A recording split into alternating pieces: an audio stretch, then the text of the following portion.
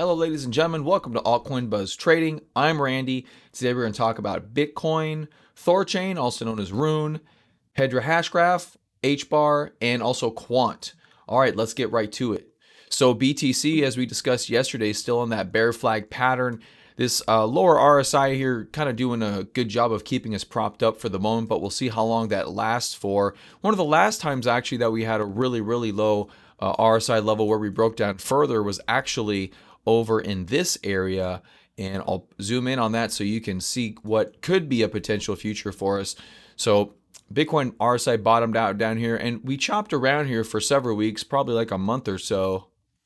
Yeah, about a month or so, and then we finally rolled over. But if you look at what happened to the RSI, it was able to recover all the way up past the midpoint, and I don't know if that's exactly what's in store for us, but that is a potential future. Most of these other ones chopped around for long periods of time, so it's going to be hard for Bitcoin to make a very large move lower, although it definitely is possible. Fundamental news, anything really bad happening like that that could just really drop us would be fundamental based. Technically, if we did have a drop, it'd probably be down towards the 24,000 level, somewhere 24,000, 24,500, maybe pause around there. But for the most part, we're fairly stable, and a lot of the altcoins are getting a little more stable today, but we still have most of those H patterns that we talked about yesterday. Those are still in play, even though some have popped up a little bit. All right, let's take a look at RUNE, which we looked at yesterday, if you remember in yesterday's video. If you don't, go watch yesterday's video. So we talked about this thing dropping a little bit here. Let's dive into my 2-hour time frame. We'll go to auto, and we did actually kind of break. We did kind of break lower. We talked about a stop loss here. So based on what we discussed yesterday, you can move this stop loss to about this level. If you remember what I said yesterday, it's whenever you start to get a break, you can move your stop to wherever the recent high was. And that's what we're getting here. So looks like if you want to go full boat on this trade, and it's up to you, there's varying targets people like to go based off of. So if you want to go all the way down to a potential floor, which is down here at the $1.17 level, you're looking at a risk reward trade of about 5.5, give or take, which is pretty good. We're in a bearish environment, and you want to stay with that trend as much as you can. I'm actually going to show you a bullish trade counter to what I'm just telling you, but deal with it. It'll be okay, I promise. But 5.5 potential risk reward ratio. The key to some of these, though, that have been very extended, like RUNE has been, is that if you do see some big bottoming patterns, you may want to heed and take profit early. That comes with a little bit of experience. It's going to be hard to tell you exactly where to take profits on some of these larger swing trades. And this would be a larger one if you're expecting to take the move all the way down. But as long as we're below the trend line here, and so far we are, the bias is to the downside. So keep that in mind. But our volume hasn't picked up, so that's a little bit of a concern. We could see some bounces around recent support here at the 161.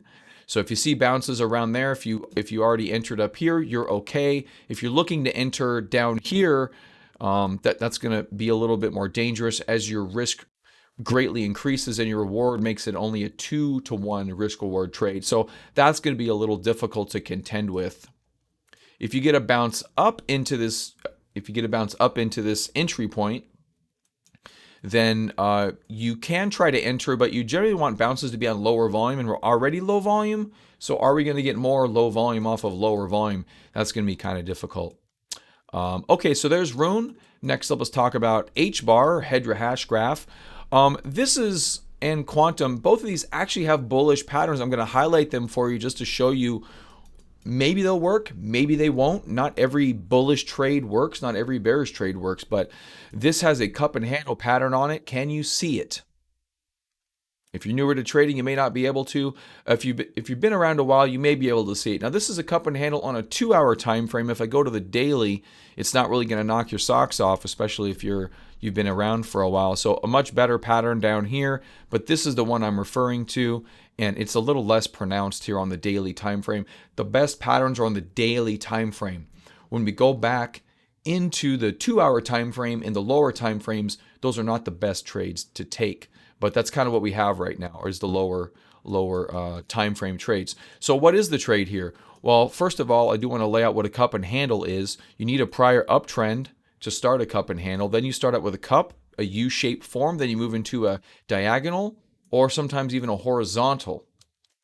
So we happen to have a diagonal right now, and what we're going to do is currently we have a declining trend line, and so what you can do here is we can take our long trade, and this may never trigger, keep that in mind. So I'm going to go above just the prior high. And this, if nothing else, this is at least a good lesson on how to plan out a long trade. Why do I have two different things going on here? All right. So our stop can be underneath the ultimate low of the handle, which right now gives us about a 6% risk. Our reward on this one, on cup and handles, are a little bit harder. There's no measured move that you can take generally, but I will do that as a target for you guys. And there's two places to put this target. So the first one is to take it off of your entry point right there, which gives you about a 23% move for a 6% risk. That gives you 3.87 risk reward ratio, which is actually pretty good.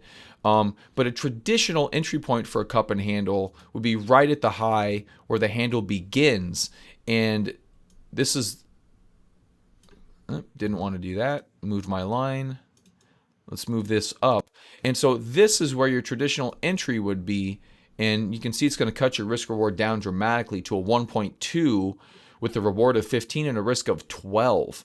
So your saving graces, if you want to go ahead and enter here, is you want to find that same lower high we were talking about yesterday with the shorts, okay? And you want to make that your stop, and that will keep your risk reward ratio back in the same balance. But right now, seeing as we have a lower potential entry point, now keep in mind this trade may not pop off. If it doesn't pop off, it's a nothing burger, and you at least have a way to trade cup and handles in the future when we do get bullish again. All right, next up is Quant. And Quant, on the 2-hour time frame, this looks like a bull flag. If we do zoom out to the daily, though, this one also has cup and handle tendencies. One thing about Hbar that I forgot to mention is the volume is pretty good on it. The volume on this uptrend here is really nice, and so that's why I would probably prefer an Hbar trade over a Quant trade. All right, but let's circle back to Quant. So Quant also has the uptrend and your cup and your handle. Notice they all have the same chart signatures, right? Now I'm going to zoom down to the 2-hour, and I'm going to show you the entry and the stop loss. If you notice, this is a very tight area here in terms of price action. You go right up to the top. You do exceed it a little bit, but we're going to let that pass. Ideally, you don't want to exceed the prior high on the right side of the cup, but even though it's happening, we'll give it a pass. But we're in the handle now. Another thing to note is good volume right here. These two big, beautiful bars. Those are gorgeous bars. Two good bars here as well. And mostly in the downtrend here, the volume is lower. My volume aggregation tool isn't showing massive accumulation, but lately we do have some bullish tendencies on the volume, so the sellers have kind of stepped away, even though the market kind of broke the other day, right?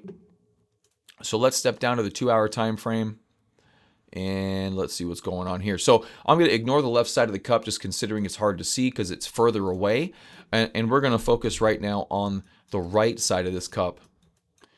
And once again, our traditional entry point could be off of the high, which is at the 38.99 level.